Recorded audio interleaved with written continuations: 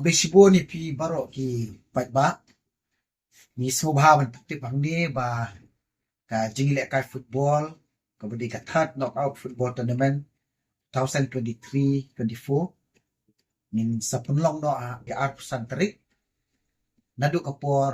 sipo bijin step hakapor min step kandon ka jingile kai final nakabata ka prize san ko hajar ba team ki lapoi sa final kilong Kasipara Football Club kanjile kai Persya ya ka Madan United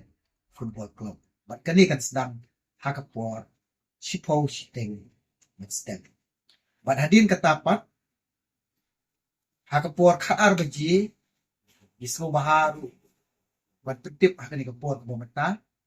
bakandon ke Chipli yo mau nongrim apo jogi ni Madan football jog snong Kynshi Bangla kaba natip ya ka kum ka synthetic football turf kaba la ice mo baha limba jong sports minister ba Shakliar warjeri ya ka constituency mau karasan ni away pada the district east and west castles ni baru away pat hagani ka sngi nakalian jong sports minister si Shakliar warjeri nanta istri DP walang jadi chief secretary government of Meghalaya nanta kom sawanda lalu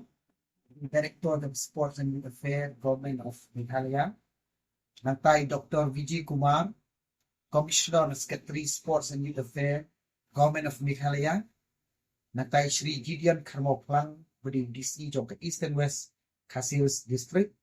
Bat kunjur Shri BMCM Brief Chief Engineer Juga State Sports Council Meghalaya. Kini dan rekat akan sini ban Plie yau di rumah negeri.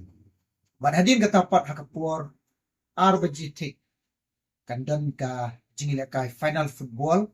nak benta ka prize saulak tingka. Bat hakani ka jingile kai final team ki bla push final kilong. Ka Shanghai Steam Football Club kanile kai Persya yang Shan Sapram Football Club. Ka jingkerpat nakaliang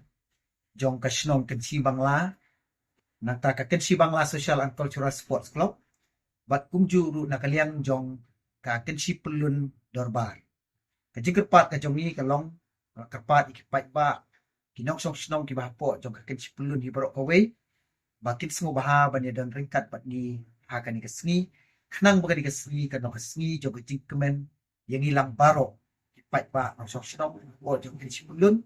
bat ha ka Mautarasan constituency kumjur ha ka district east and west Kasin district ni dan ringkat buang ni secretary jong ka Kynshi Pelun ni ba korbarlang singli